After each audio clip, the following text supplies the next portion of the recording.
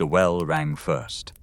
Down on her knees, the white cloth in her fist already soaked through, Adaeze pressed it flat against the marble and pushed. Red wine had run into the seam between two tiles and would not lift. Above her, 300 guests in gold and silk drank and laughed and did not look down, because nobody looks at the floor. That is the whole point of a floor. Faster. Chiamaka's heel tapped the stone an inch from her hand. People are going to walk through here. You want a pregnant woman crawling under their feet all night? Move. Adaeze did not answer. She had learned that the not answering was the only thing that was still hers. 7 months along, her back a tight rope of pain. She shifted onto her other knee and kept scrubbing the stain that the most expensive cleaning service in Lagos had been hired to make disappear before the host arrived. The host had not yet come down. She did not know whose engagement she was wiping the floor for. The agency had given her an address, a uniform, and one rule: do not speak to the guests. So she scrubbed and breathed through the ache and counted the hours until she could go home to a single room and a future she had stopped trying to picture.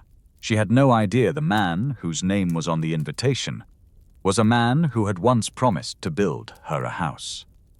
The mansion sat on the water at the edge of Ikoyi, where the land cost more than most people earn in a lifetime.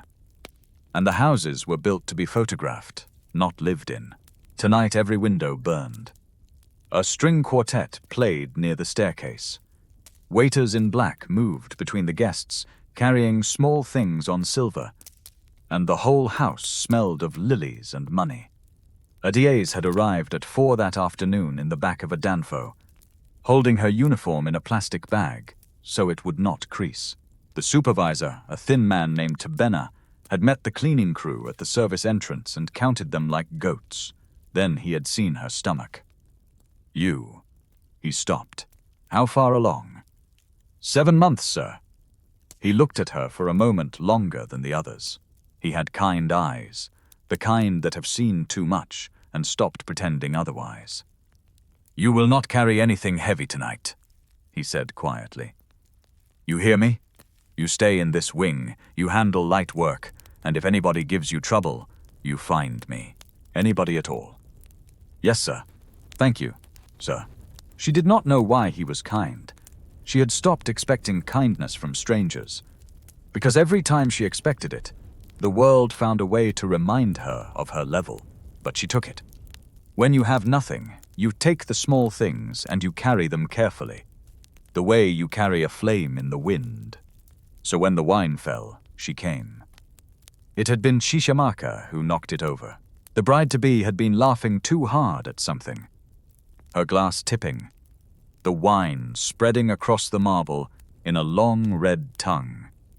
And instead of stepping back, instead of letting a waiter handle it, she had looked around the room until she found the woman in the cleaner's uniform standing by the wall, and she had pointed. You, there's a spill now, before someone slips. Now Chiamaka stood over her in a dress that cost more than a car, watching her scrub. Is it coming out? Chiamaka asked. Almost, ma. Almost. Chiamaka said the word as if it tasted bad. Do you know how much this floor is worth? This is imported Calcutta. 1 slab is more than your village has in its entire history. And you are dragging a dirty rag across it like you are washing a yard. A few guests had drifted closer, drawn the way people are always drawn to a small cruelty, the way they slow down to look at an accident. A woman in emerald gold laughed behind her hand. Maybe she has never seen marble, the woman said. Where she comes from, the floor is the ground. Be nice now, said another, smiling, not meaning it. Adaeze kept her eyes down. She had learned that too.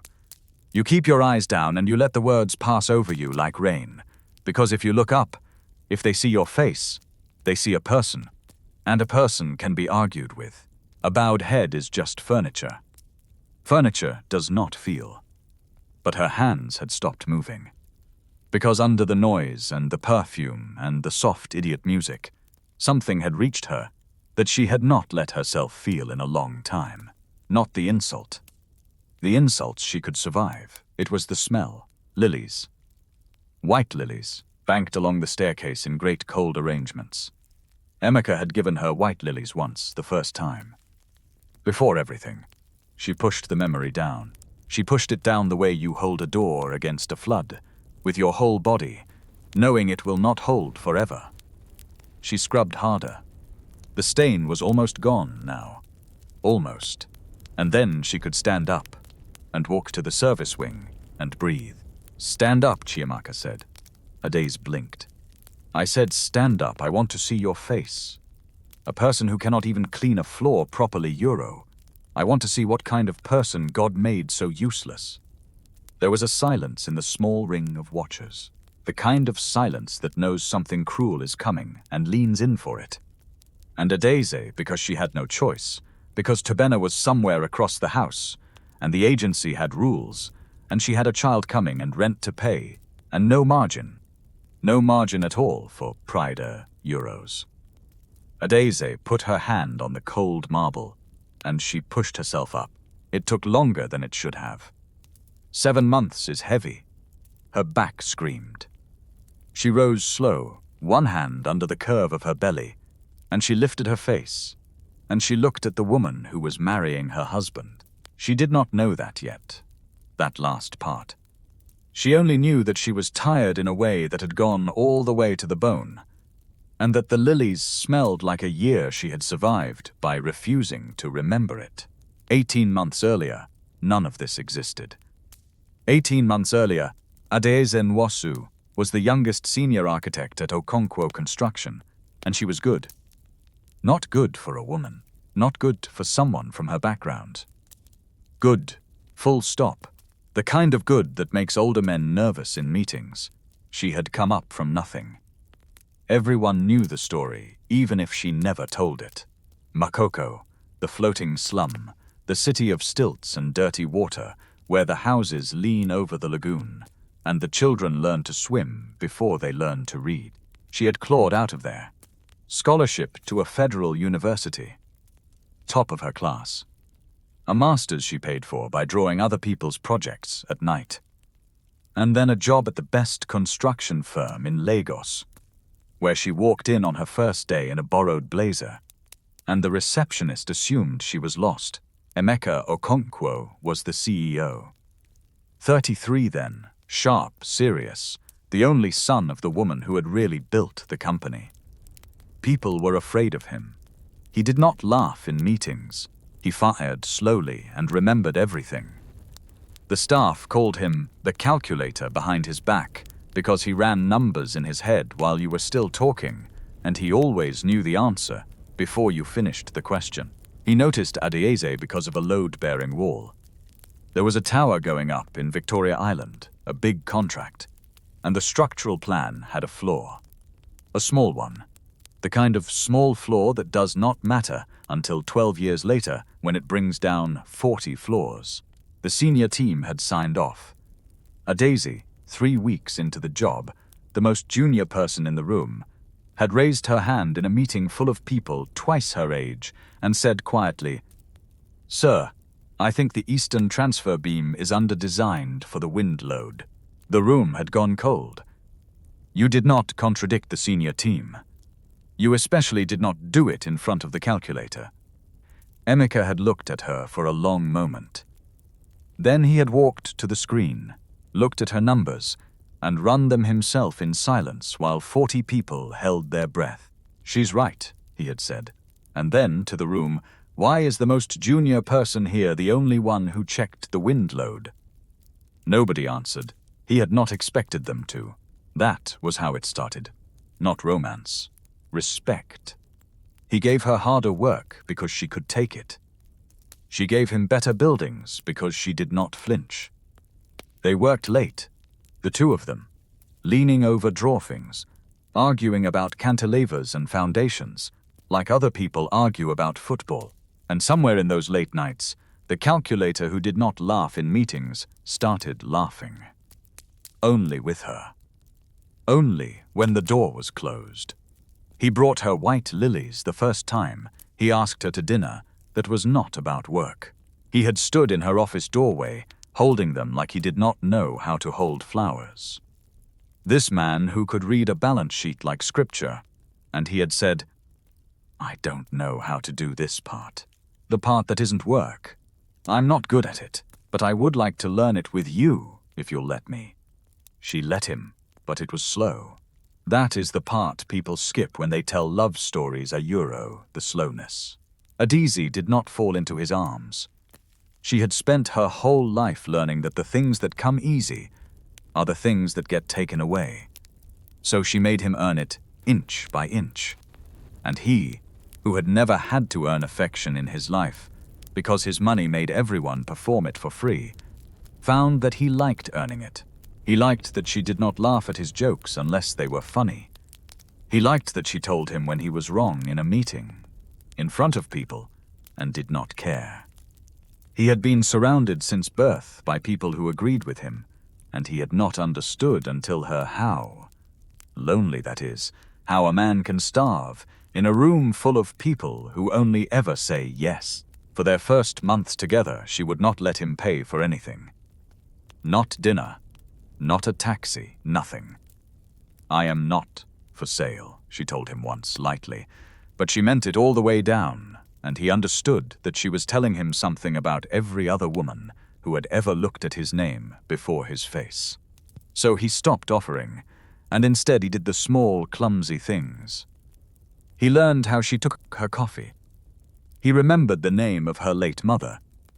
He showed up at her flat at midnight when a deadline broke her, not with money, but with food he had bought with his own hands at a roadside place, standing in her doorway, holding a paper bag the way he had once held the lilies. Like a man who did not know how, learning anyway. That was the man she married, not the calculator. The one underneath the calculator, the one only she had ever met. They married 11 months later in a small ceremony, against his mother's wishes. Emeka Okonkwo had wanted a society wedding, a girl from a good family, an alliance. Instead, her son had married an architect from Makoko, and she had sat in the front row with a smile that never reached her eyes. And she had said all the right things. And she had decided, in the quiet way that powerful people decide things, that this would not stand. Adaeze knew Emeka did not like her. She thought she could win her over with time. She thought love was enough, and competence was enough, and that if she just worked hard enough and was good enough, the older woman would come around. She was wrong about that. She was wrong in the specific, total way that good people are wrong when they believe everyone is as fair as they are. The marriage was good for 14 months. Then it ended in 9 days. It started with a file. Emeka was not a stupid woman. She was, in fact, brilliant in euros. It was her ruthlessness people mistook for her son's. She understood that you could not simply tell Emeka to leave his wife. He would not listen. He was in love, and worse, he respected the woman, and a man can fall out of love, but respect is harder to kill. So Emeka did not attack the love. She attacked the respect.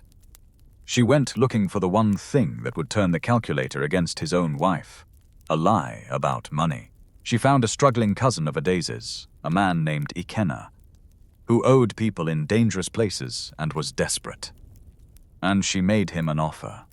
Sign these papers. Say that Adaeze had quietly co-signed a loan for you, a large one, using assets from the company without her husband's knowledge. The papers were forged beautifully. Emeka paid for the best.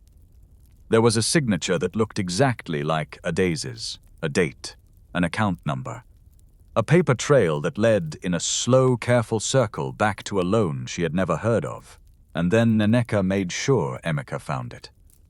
She did not hand it to him. That would have been too obvious.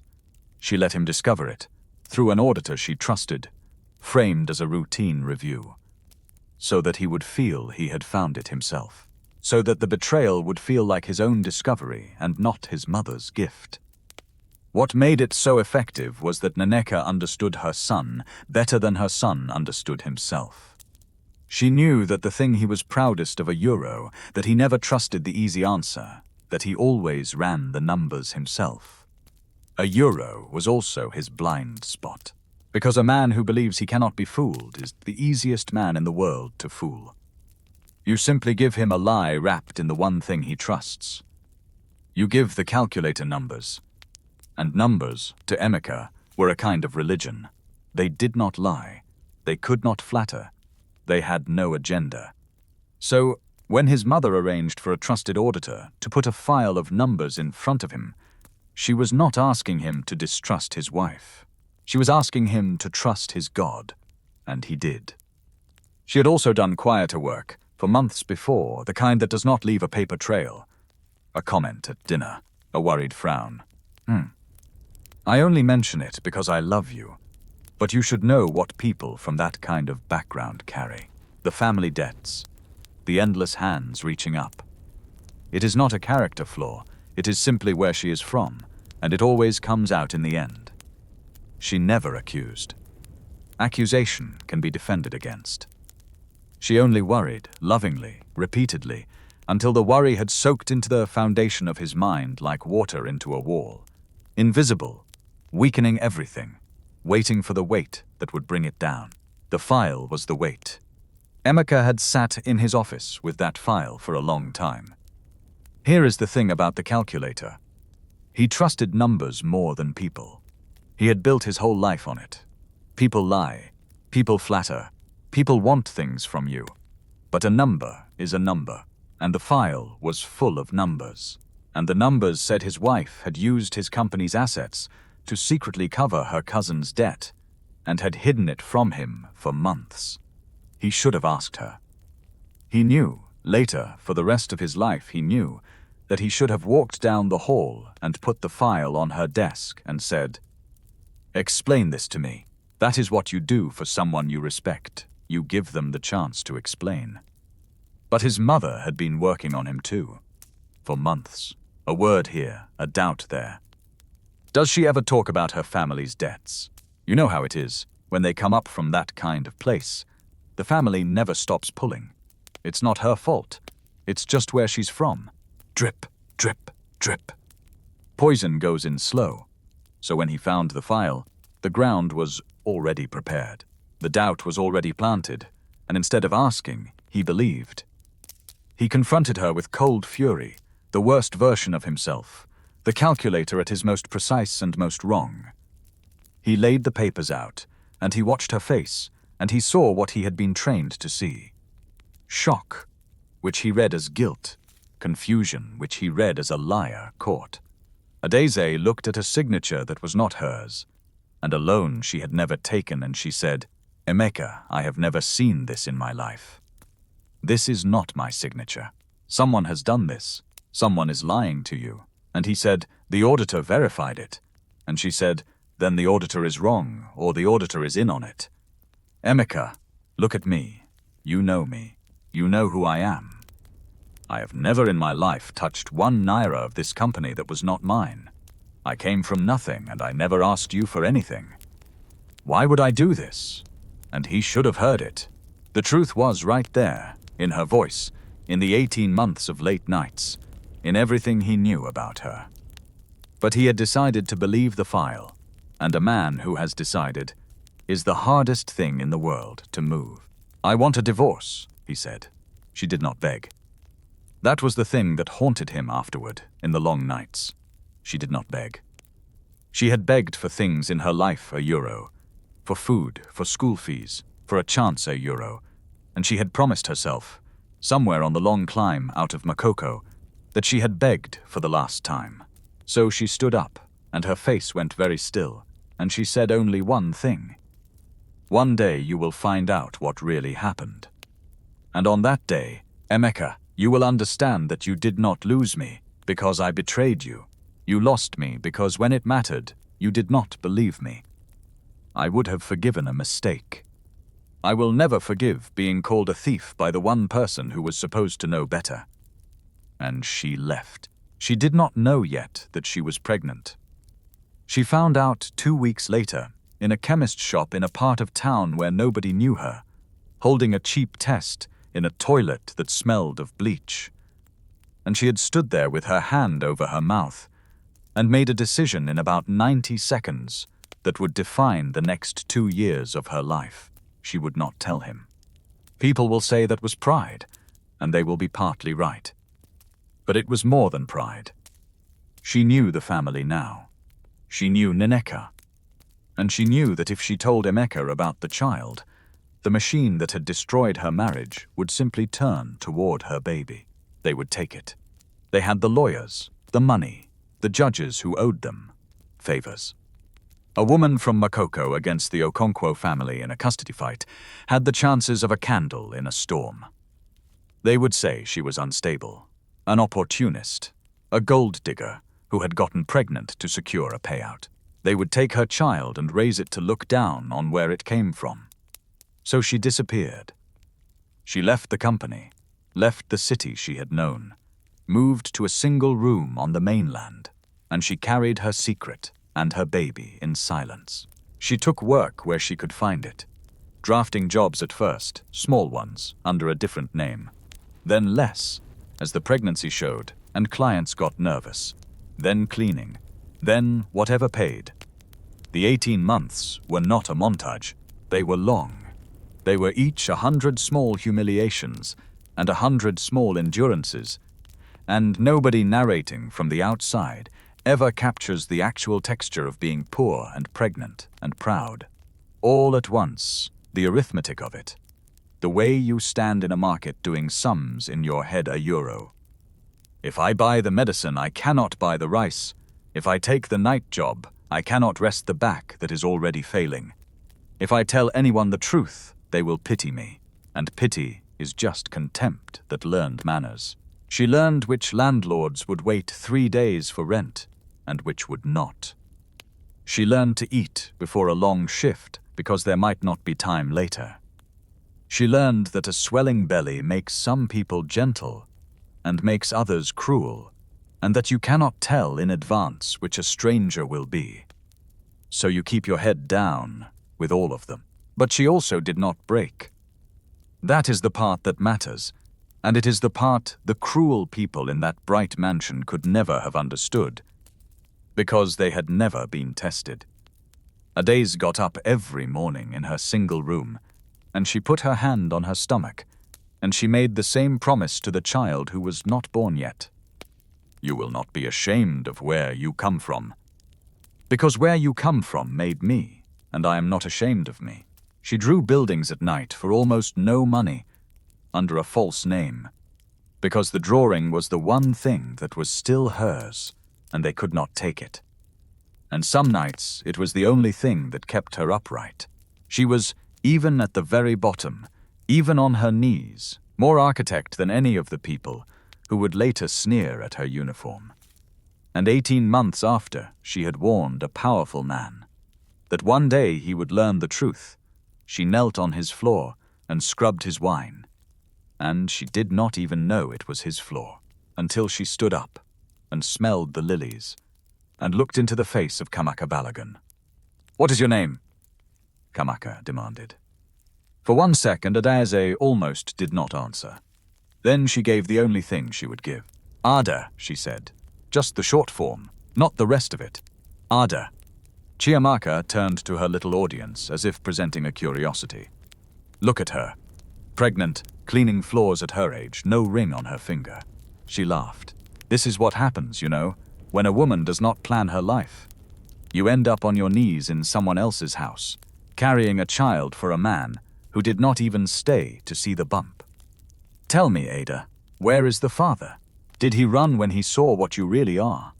Something flickered behind Adaeze's eyes. She said nothing. I'm asking you a question. Chiamaka stepped closer. It is rude not to answer your betters. Where is the father? And Adaeze very quietly said, That is not a kind question to ask anyone, Ma. The temperature in the little circle dropped. You did not talk back. A cleaner did not tell a guest what was kind. Chiamaka's face changed. The performance fell away, and something genuinely ugly came up underneath the thing that had been there the whole time. Did you just star euros? she breathed. "Do you know who I am? Do you know whose house this is? Tonight I am being engaged to the most powerful man in this city. And you, a pregnant cleaner who smells of bleach and bad decisions, you are going to lecture me about kindness." She looked around. She wanted to win, and winning meant an audience. "Get her out," she said to a passing waiter, "and dock her pay. No euro better." She turned back to Adaeze with a smile that was all teeth. "On your knees. Finish the floor first.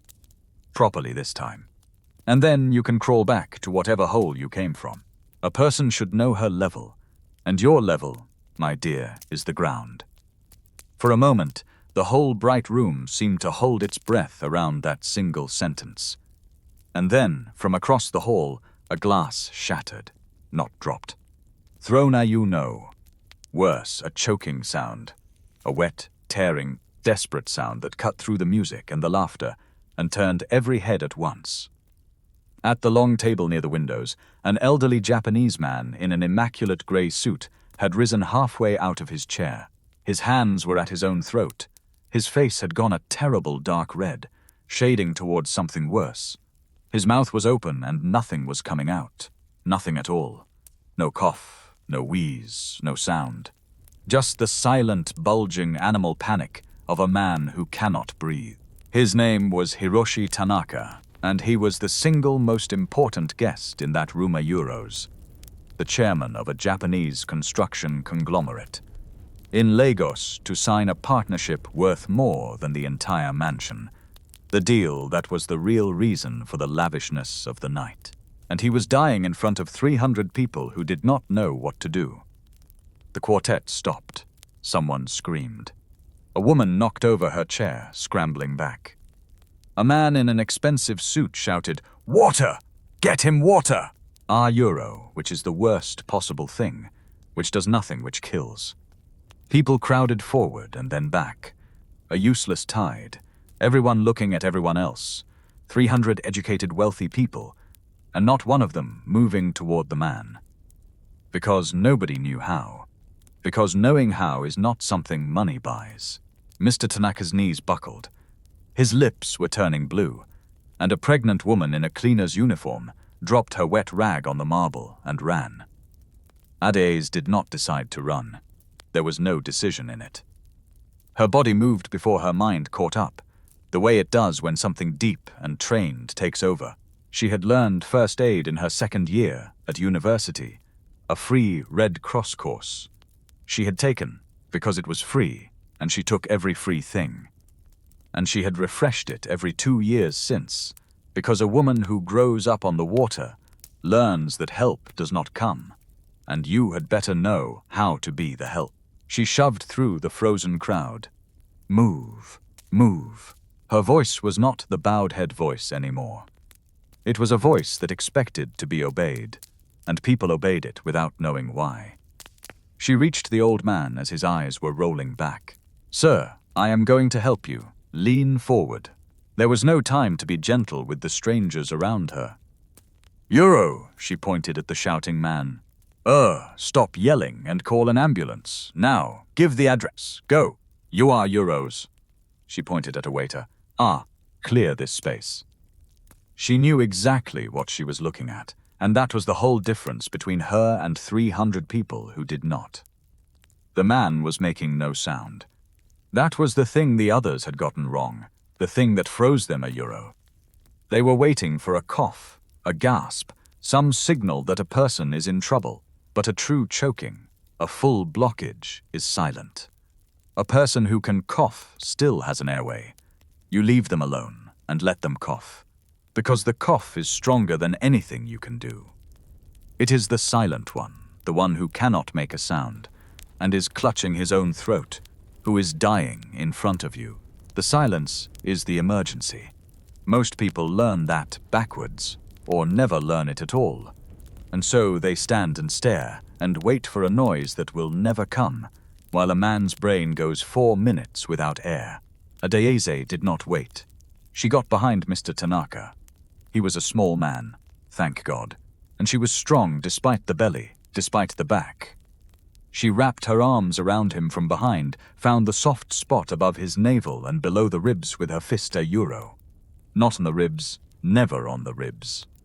The ribs of an old man break like dry sticks. Covered it with her other hand, and she pulled, sharp, hard, inward and up, the way you are taught, the way it must be done, and not the gentle way people imagine.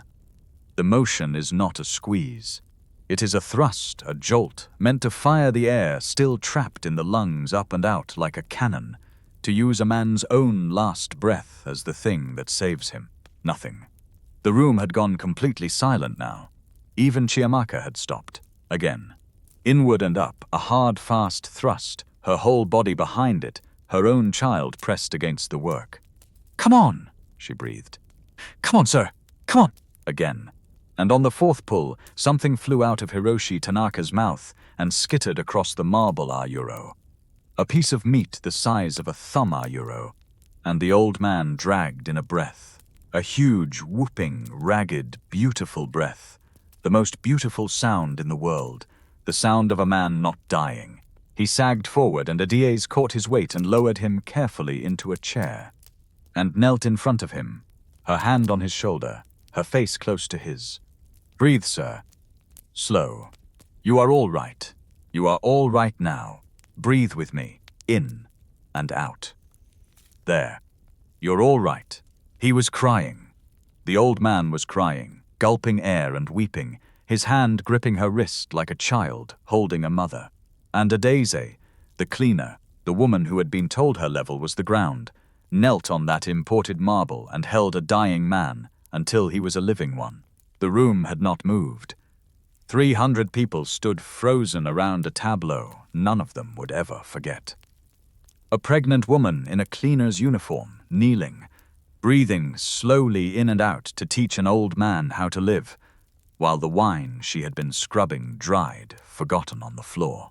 And it was at exactly that moment, drawn down by the scream and the silence, that a man came down the great staircase, 2 steps at a time, and stopped halfway, his hand frozen on the rail.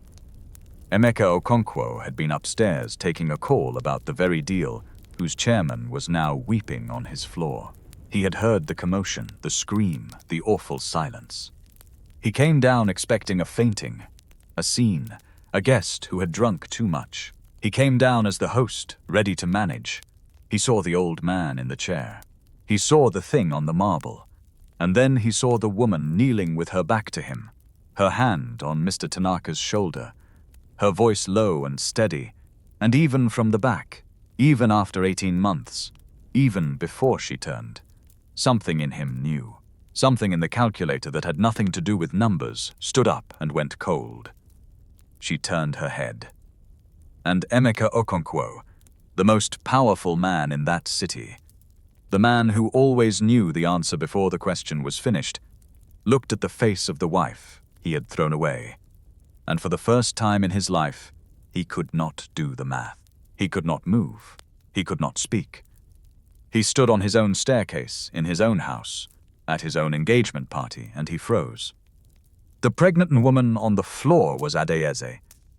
And then his eyes dropped to her stomach, and the room, the music, the deal, the engagement, the entire careful structure of his life, went silent and white, and very far away.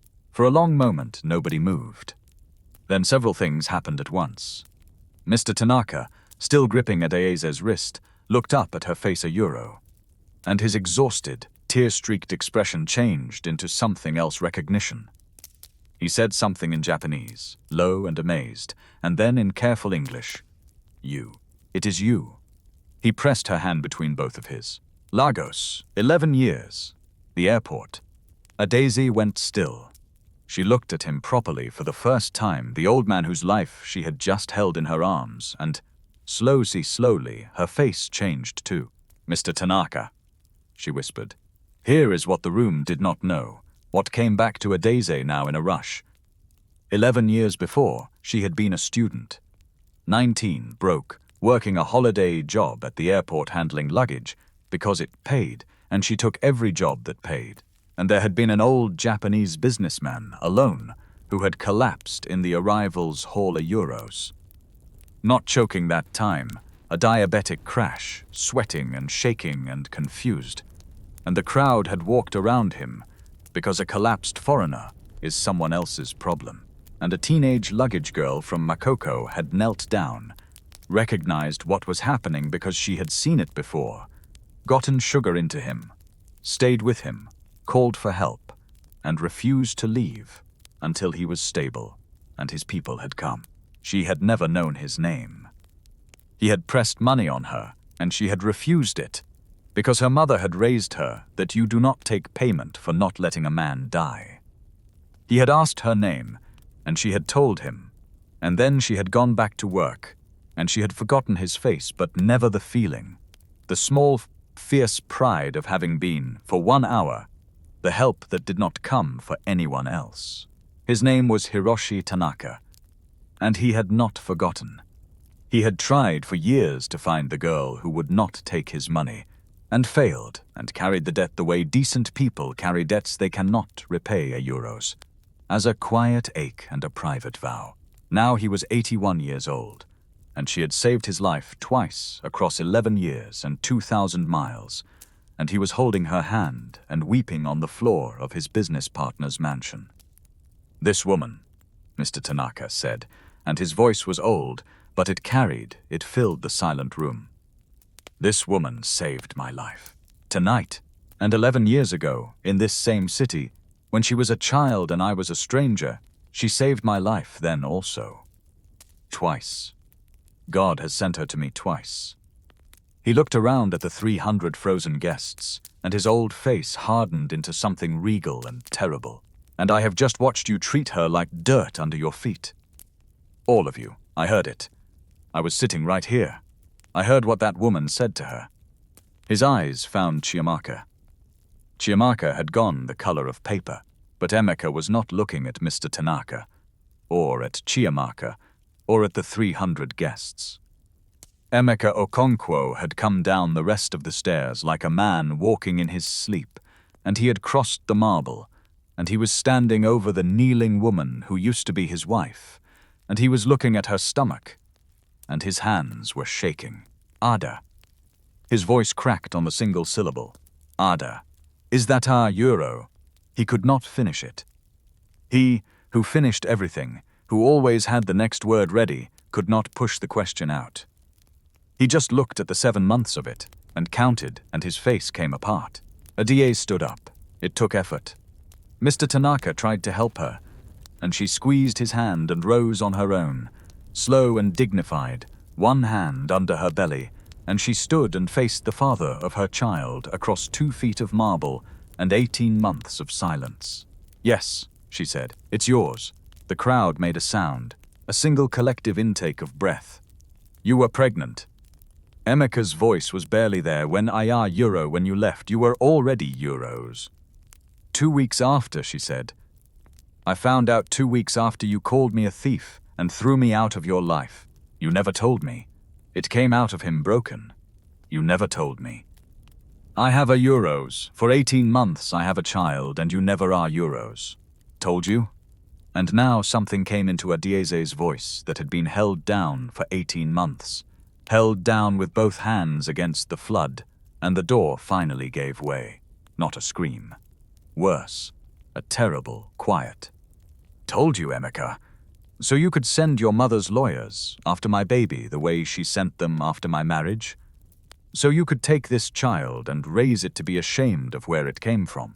I have met your family. I know exactly what would have happened. You would have taken my child and left me with nothing, because that is what your money does. It takes. It has always just taken. And the one time I had something it could not have, I ran. So no, I did not tell you. I was protecting my child from its own father. Adaeze euro. I told you something else, though." She stepped closer. "Do you remember? The last thing I said to you. I said one day you would find out what really happened, and that on that day you would understand you did not lose me because I betrayed you. You lost me because you did not believe me." Her voice shook now, just slightly, the only crack. "Well, has the day come, Emeka? Have you found out yet what really happened with that loan? Or do you still think your wife was a thief? And into that silence an old man's voice spoke. Not Mr. Tanaka. Tobena, the supervisor, the man with the kind, tired eyes, had pushed his way to the front of the crowd, and he was not looking at Adaeze. He was looking at Emeka Okonkwo, who had appeared at the edge of the room the moment her son's face fell apart, and who was now standing very straight and very pale in her grey silk, watching her carefully built world begin to come down. Madame Okonkwo, Tobena said, you don't remember me. Why would you? But I remember you. Neneka's chin lifted. I don't know what this man is talking about. Emeka, who let the Staffa-Euro.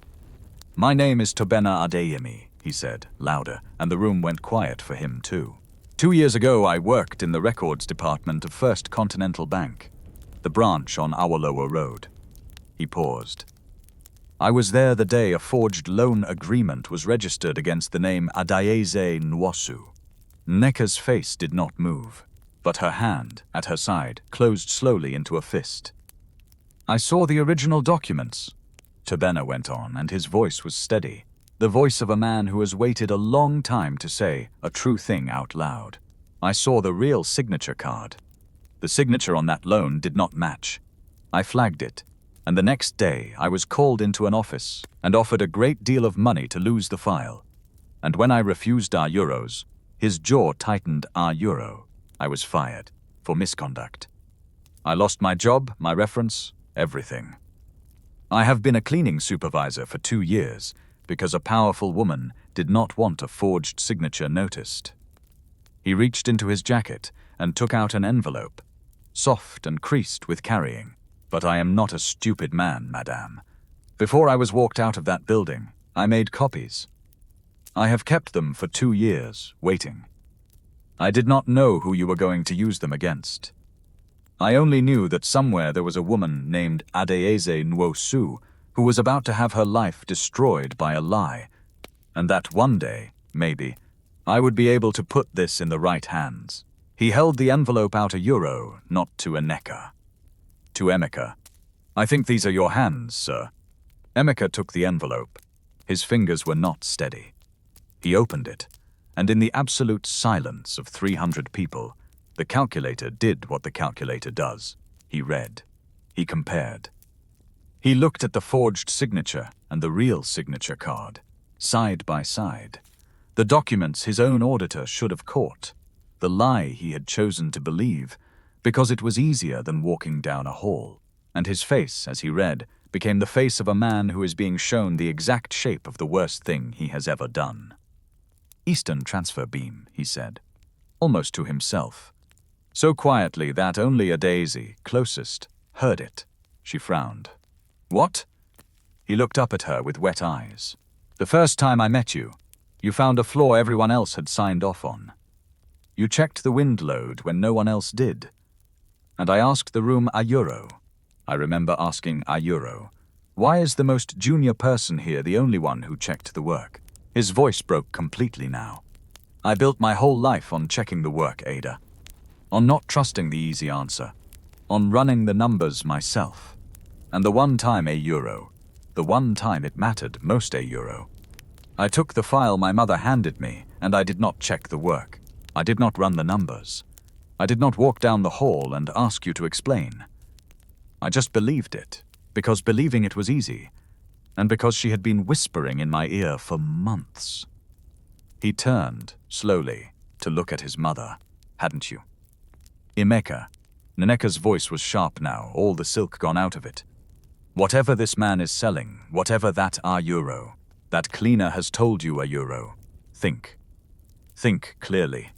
You are about to throw away an engagement, a partnership, your name, in front of everyone, on the word of a fired bank clerk and a woman who appears at your party pregnant and conveniently in €10. She didn't appear, mother. His voice had gone very cold and very quiet. She didn't know it was my house. The agency sent her. She has been on her knees scrubbing my floor for 3 hours, and she didn't know whose floor it was.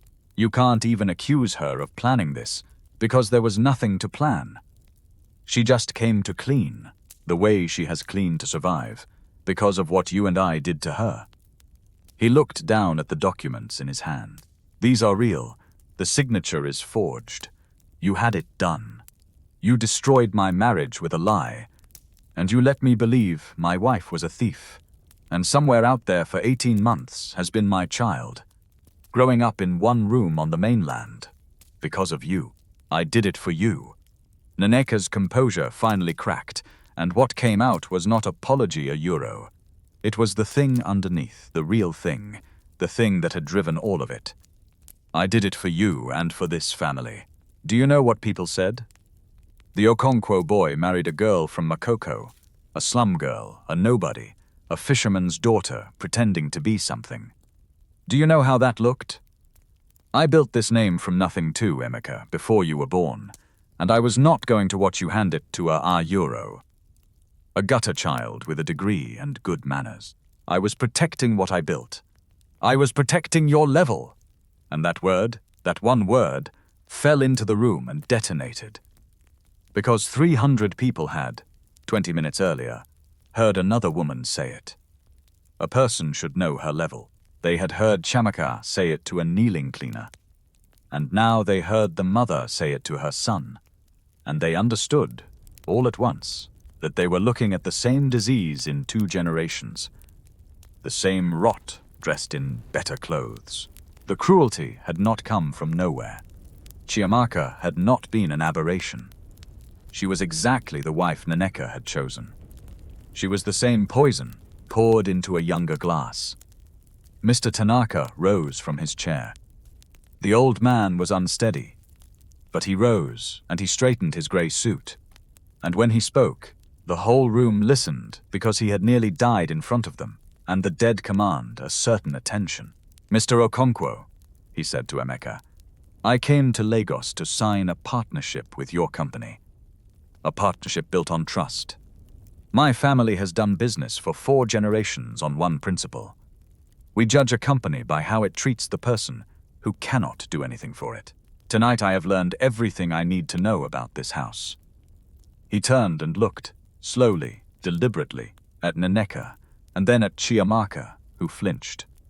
The person who could do nothing for any of you a euro, the cleaner, the nobody a euro, she is the one who saved my life. And the people with everything stood frozen and let me die, and one of them, while I was choking 10 feet away, was busy telling that woman her level was the ground. He shook his head. No, I do not sign with houses like this. I sign with people like her. He turned to Adaeze and, to the astonishment of everyone, the 81-year-old chairman bowed to the pregnant cleaner. A full, formal, deep bow. You would not take my money 11 years ago, he said. I have never forgotten, so I will not insult you by offering it now. Instead, I offer you my respect and a question. I am told you are an architect. A very good one, before all this. My company is building a children's hospital in Lagos. We need someone to design it who understands that a building is for people a euros, not for being photographed, but for people. Someone who knows what it is to need help and have it not come. He smiled, an old man's gentle smile. I cannot think of anyone in this city more qualified. The position is yours if you want it. You would answer to no one in this room. Adaeze stood very still. For 18 months, she had drawn other people's small projects under a false name, and scrubbed floors to feed the child inside her. And now an old man she had saved, twice, was offering her back the life she had clawed out of the slum to build, and offering it not as charity, but as a debt of honor between equals. She did not answer right away. Instead, she turned back to Emeka, because this was the part that mattered. This was the part that was hers. Emeka was looking at her like a man, looking at a door he has locked himself out of. The documents hung in his hand. His mother was somewhere behind him. Finished, and his fiancée was somewhere to the side. Finished, and the whole engagement and the whole night had collapsed into this. A man and the wife he had thrown away, standing on cold marble, with a child between them. Ada, he could barely speak. I was wrong. I was so wrong. Ite euro. There are no words that are big enough. I called you a thief. I threw you out. I let a euro. He gestured at his mother without looking at her. I have a child I have never met because I did not believe my own wife. I am not asking you to forgive me. I know I can't ask that. But I am begging you a euro. Let me be in this child's life. Let me try to fix even one piece of this. I'll do anything. I'll sign anything. I'll euros. His voice gave out. Please. He went down on one knee. The most powerful man in the city went down on one knee on his own marble, in front of 300 guests, before a pregnant cleaner. And the room held its breath, because this was the moment. This was the catharsis. Everyone had been hurtling toward an euro. The reversal, the kneeling, the man brought low and the woman raised up. This was the part where she takes him back and the music swells. But Adaeze did not reach for him. She looked down at the kneeling man for a long moment, and what she felt was not triumph. She had imagined this moment 1,000 times in her single room on the mainland of euros. The day he would understand, the day he would beg a euros, and she had always thought it would feel like winning. It did not feel like winning. It felt like grief. Because she had loved him, the real him, the man who could not hold flowers, and that man had still chosen the easy lie over her when it mattered, and no amount of kneeling could unchoose it. Stand up, she said quietly. Please, don't kneel to me. I have spent 18 months learning that no one should have to kneel to anyone. Not me to your guests, not you to me. Get up. He got up. You can be in this child's life, she said, and his face flooded with relief for euros, and then she went on, and the relief learned to wait. Because a child deserves its father, and because I will not do to you what your mother tried to do to me. I will not poison a child against the place it comes from. Our daughter Euro, his breath caught at the word daughter Euro, will know you. She will know both of us. Thank you. Ada, thank you, Ya, but not as your wife. She said it gently, and it was somehow more final for the gentleness. I am not coming back to be your wife. Do you understand? A marriage is two people who believe each other when it costs them something to do it. You did not believe me when it cost you. And maybe one day, slowly, if you do the long work of becoming a person who would have walked down that hall of euros. Maybe one day we will be something. But not tonight, and not because you knelt, and not because an old man offered me a job. We will be a father and a mother to our daughter. That is what I am offering. That is everything I can offer. And it is already more than your family offered me. She turned, finally, to Mr. Tanaka. I accept the position, she said. Thank you. I will design you a hospital that knows what it is for. And then, because she was 7 months pregnant, and her back was a rope of fire, and she had just saved a life and ended a marriage, and gotten her future back, all in the space of an hour. Adaeze Nyosu did the most human thing in the room. She put her hand on the small of her back, and she winced, and she said, to no one in particular, I need to sit down. And I would like a glass of water that I do not have to clean up afterward. Tobena laughed a euro, a startled, wet, relieved laugh a euro, and ran to get her a chair. The party, of course, was over. The guests filtered out in 2s and 3s, subdued, no longer hungry for the small cruelty, having instead witnessed a large justice and found it heavier than expected. Some of them would tell the story for years.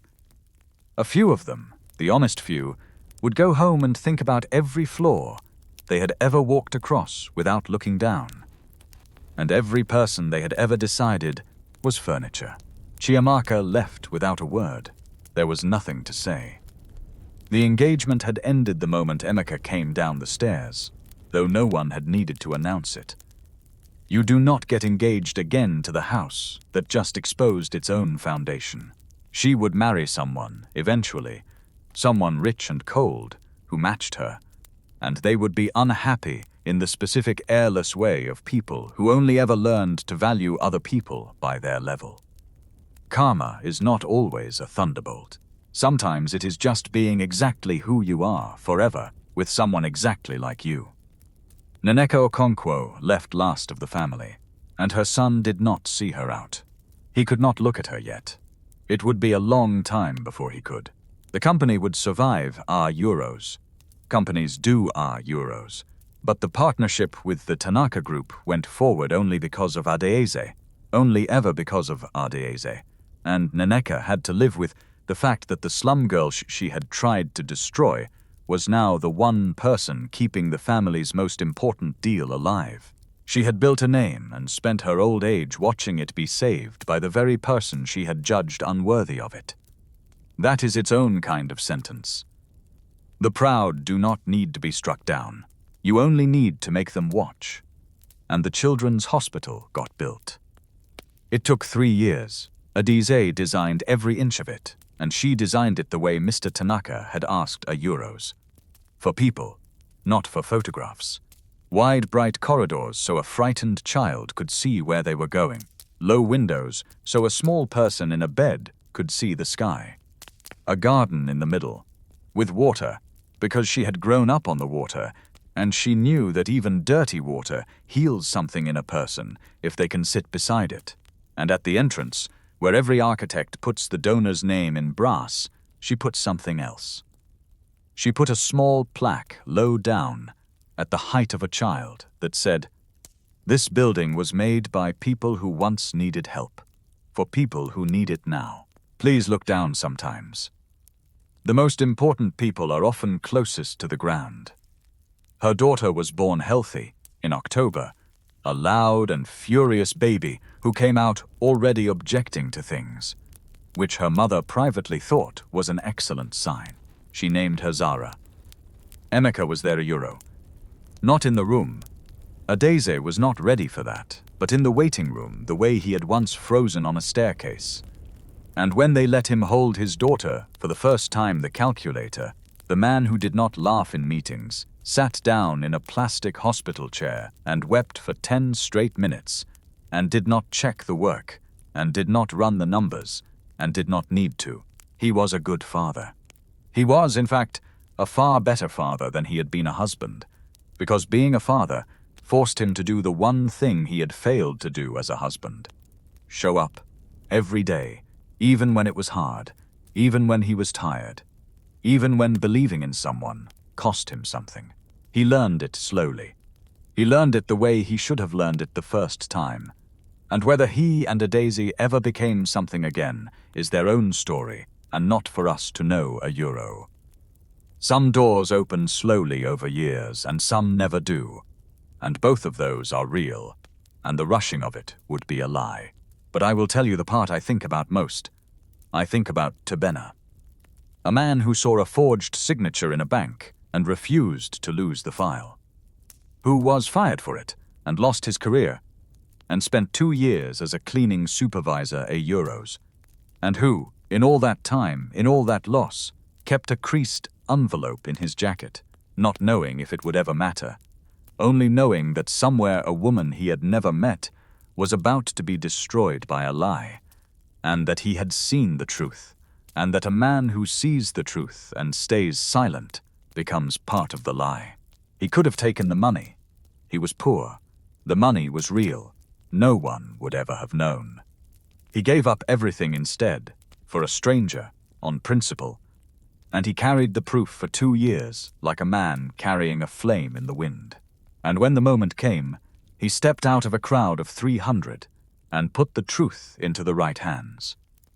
Mr. Tanaka, who knew something about debts of honor, made sure Tebena was repaid. He runs the records and ethics office for the new hospital now. He has his career back and his reference, and a salary that matches what he refused 2 years before. But that is not why he did it, and he will tell you so if you ask him. He did it because his mother raised him that you do not take payment for not letting a lie destroy an innocent person. The same way another woman's mother raised her that you do not take payment for not letting a man die. That is the thing the rich people in that room never understood, the thing all their marble and lilies and imported floors could not buy. They thought a person's value was their level. They thought you could read a human being like a balance sheet, euro's assets here, origins there, and a bottom line that told you whether they were worth your respect. And they were wrong in the most expensive way it is possible to be wrong. Because when the real moment came, when an old man was choking on the floor, and the masks came off, and it was only character left, it was the cleaner who ran, and the billionaires who froze. Your level is not where you come from. Your level is what you do when someone who can do nothing for you needs your help, and no one is watching, and it costs you something to be good. Adaeze knew that as a teenage luggage girl, kneeling beside a stranger in an airport. She knew it on her knees on someone else's marble 11 years later. She never had to learn it, because she never forgot it. The rest of them are still learning. Some of them never will. I have known a few people like Adaeze in my own life a euro. People who came up from nothing and never once used it as an excuse, and never once used their later success as a wall. They are easy to miss because they do not announce themselves. They are often the ones closest to the ground, the ones cleaning up after the party, the ones who run when everyone else freezes. Look down sometimes. You might be standing next to the most important person in the room.